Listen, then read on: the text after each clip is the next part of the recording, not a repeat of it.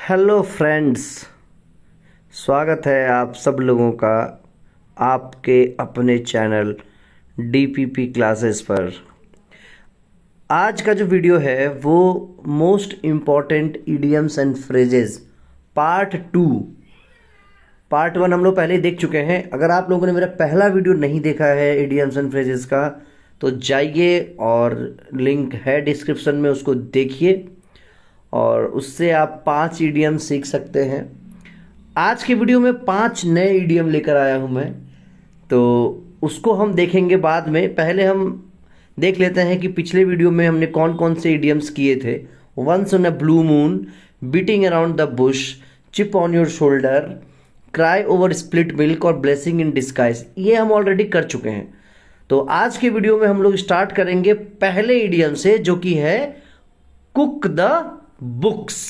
Okay दोस्तों, तो दोस्तों कुक द बुक्स का क्या मतलब होता है? कुक द बुक्स का मतलब होता है अल्टर फैक्ट्स और फिगर्स डिसऑनेस्टली और इल्लीगली।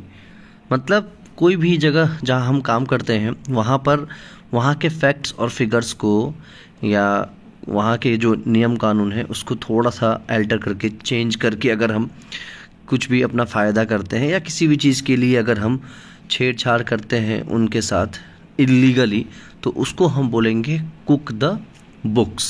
ठीक है, समझ सकते हैं आप कि कुक द बुक्स का क्या मतलब होता है। इसके लिए मैं आपको एक छोटी सी कहानी बताता हूँ एक अकाउंटेंट के बारे में।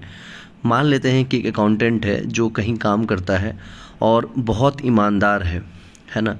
उसने कभी भी कोई गलत काम नहीं किया, कभी भी किसी चीज़ के साथ छेड़छाड़ नहीं किया, मतलब किसी चीज़, मतलब किसी पर्सन के साथ नहीं, मतलब रिकॉर्ड के साथ कोई छेड़छाड़ नहीं किया, बहुत ईमानदारी से काम किया। तो उसके लिए हम एक सेंटेंस अगर बनाना चाहें तो क्या सेंटेंस बनाएंगे? He was an accountant, he could have cooked the books and made himself a lot of money. ऐसा ही आप भी एक सेंटेंस बना सकते हैं उस चीज़ों को अच्छी तरह समझने के लिए। सेंटेंस जो होता है वो इडियम्स को क्लियर कर देता है। तो चलिए दूसरे इडियम पे चलते हैं और देखते हैं आज का दूसरा इडियम क्या है। आज का दूसरा इडियम है a culture vulture. A culture vulture का क्या मतलब होता है दोस्तों? इसका मतलब होता है someone who is very interested in music, art, theatre etcetera.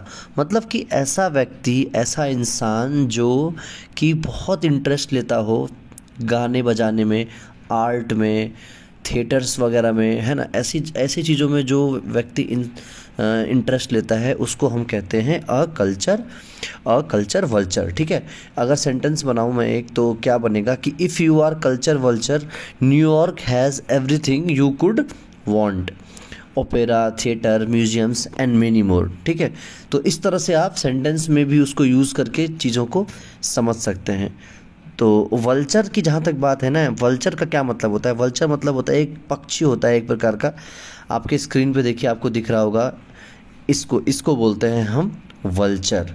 ठीक है, तो कुछ ऐसा लिटरल रिलेशन नहीं है वल्चर के साथ, लेकिन याद रखने के लिए आप कुछ भी रिलेट कर सकते हैं। तो ये हो गया अ कल्चर वल्चर। ठीक है, तो चलिए अब चलते हैं हम लोग तीसरे इडियम पे। आज का जो तीसरा इडियम है बहुत ही ज़बरदस्त आने वाला है आपके स्क्रीन के सामने। तो तीसरा इडियम है अ हॉट पोटैटो। क्या है दोस्तों? अ हॉट पोटैटो। ठीक है, हॉट पोटैटो का क्या मतलब होता है? अब हम जानेंगे हॉट पोटैटो के बारे में।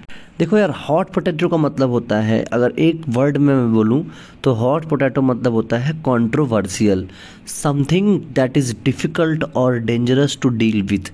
ऐसी चीज़ जिसके साथ डील करना बहुत ही मुश्किल हो, डिफ़िकल्ट हो, ख़तरनाक हो, उसको कहेंगे हम हॉट पोटैटो। अभी जस्ट आजकल की ही बात है कि टेररिज्म जो इतना फैल गया है अफ़गानिस्तान में, अभी आप देख रहे हैं कि कैसा ख़तरनाक केस हुआ है। तो एक सेंटेंस अगर बनाना चाहूँ मैं तो मैं बना सकता हूँ कि terrorism is a political hot potato in Afghanistan, है ना। ये बहुत एक मतलब सटीक स्टेटमेंट बनेगा हॉट पोटैटो पर में। और भी स्टेटमेंट हम बना सकते हैं, और भी सेंटेंस बना सकते हैं हॉट पोटैटो में कि the rising price of petrol in our country has become a hot potato. Word से देखिए, वर्ड से भी थोड़ा याद रखने का कोशिश कर सकते हैं आप। हॉट पोटैटो का क्या मतलब होता है? गरम आलू। गरम आलू। अब गरम गरम आलू आप अगर खाने की कोशिश करेंगे तो क्या खा पाएंगे? बिल्कुल नहीं खा पाएंगे। कभी कोशिश करके देखिएगा, बहुत ही मुश्किल होता है ना। तो इसको आप रिलेट कर सकते हैं, मतलब मुश्किल चीज़, टफ चीज़, डेंजरस चीज़ जो कि सबके बस की बात नहीं है, तो उसको हम कहेंगे हॉट पोटैटो। ठीक है, अब समझ गए होंगे आप लोग हॉट पोटैटो का मतलब। अब आएगा एग्जाम में तो शायद आप टिक कर लेंगे। तो चलिए अगले इडियम, चौथे इडियम, आज के चौथे इडियम पे चलते हैं। आज का चौथा इडियम जो है दोस्तों वो है a penny for your thoughts. क्या है? A penny for your thoughts. A penny for your thoughts का क्या मतलब होता है? सिंपल मीनिंग अगर मैं बोलूं तो इसका मतलब होता है कि किसी को भी अगर आपको पूछना है कि भाई क्या सोच रहे हो तुम, क्या तुम्हारे दिमाग में है, what is in your mind, तो यही इसका मतलब होता है। आप वो ना बोल के डायरेक्ट ये बोल सकते हैं कि a penny for your thoughts please, है ना। It is just a way of asking what someone is thinking. अगर इंग्लिश में आपको फ्लुएंट होना है, अगर आप कोशिश कर रहे हैं कि इंग्लिश में मैं बात कर सकूं, तो सिंपल सेंटेंस को आपको इडियम्स के थ्रू बोलना ही पड़ेगा, इडियम्स को यूज़ करना ही पड़ेगा। Idioms are the ones which make sentences beautiful, है ना, सुंदर बना देता है। मान लो कि अगर आप बैठे हो अपने दोस्त के साथ, गर्लफ्रेंड के साथ, और कुछ बोल नहीं रही है या वो कुछ बात नहीं हो रहा है, तो आप डायरेक्ट उसको ये बोलो कि यार why are you so silent, a penny for your thoughts please. को कितना मज़ेदार लगे, कितना अच्छा लगेगा बोलने में। ठीक है, तो इस तरह से आप याद रख सकते हो a penny for your thoughts. बहुत ही ज़बरदस्त इडियम है। अगला इडियम है, देखिए, add insult to injury. Add insult to injury, देख के ही लग रहा है इसका क्या मीनिंग हो सकता है। इसका मतलब होता है, देखिए हिंदी में एक मुहावरा है, एक बहुत ही प्रचलित लोकोक्ति है कि जले पर नमक छिड़कना।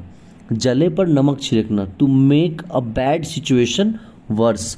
कुछ बुरा हो रहा है, कुछ बुरा है और उसमें और बुरा हो जाए, तो उसको क्या कहेंगे? Add insult to injury. मतलब पहले ही इंजरी हुआ है किसी को और उसको आप और इंसल्ट कर रहे हैं। वो तो पहले ही चोट खाया है, उसको आप और इंसल्ट कर रहे हैं, तो इसको क्या कहेंगे? Add insult to injury. Sentence बना दूं अगर मैं तुरंत, तो the company rejected his application for a job and to add insult to injury refused to pay his expenses. मतलब कंपनी ने उसको बुलाया, उसका इंटरव्यू लिया, उसके जॉब इंटरव्यू को रिजेक्ट कर दिया, और रिजेक्ट करने के साथ साथ उसके जो भी एक्सपेंसेस थे उसको भी देने से मना कर दिया। मतलब उसके साथ बुरा तो हुआ और उसके साथ और भी बुरा हो गया जब उसने वो मना कर दिया। तो ऐसे आप सेंटेंस बना सकते हैं। ठीक है, एक और सेंटेंस बनाता हूँ मैं ध्यान रखने के लिए आपको, कि ऑफिस के लिए हम निकल रहे थे। मान लीजिए आप ऑफिस के लिए निकल रहे हो अगर, और पहले से ही आपको लेट हो रहा है, रास्ते में टायर पंचर हो जाए, तो इसको आप सेंटेंस में कैसे लिखोगे? कि I was already getting late for my work and to add insult to injury unluckily I had a flat tyre on the way. Flat tyre का मतलब होता है टायर पंचर हो जाना। इसको इंग्लिश में आप ऐसे लिख सकते हो। तो ये भी एक सेंटेंस है। ऐसे आप इडियम्स को यूज़ कर सकते हो। तो ये 5 इडियम्स आप ज़रूर देखना। इसमें से 2-3 इडियम तो इस बार सीजीएल में पूछा गया है, डायरेक्ट पूछा गया है, और बहुत इंपॉर्टेंट है दोस्तों। इसको मैं ऐसा नहीं कहीं से भी ले आकर दे दिया हूँ आपको, बहुत रिसर्च करके लाया है। तो इन इडियम्स को आप पढ़िए और कमेंट बॉक्स में ज़रूर बताइएगा कैसा लगा। अच्छा लगा हो वीडियो तो चैनल को सब्सक्राइब करिए, लाइक कर दीजिए वीडियो को। Thank you so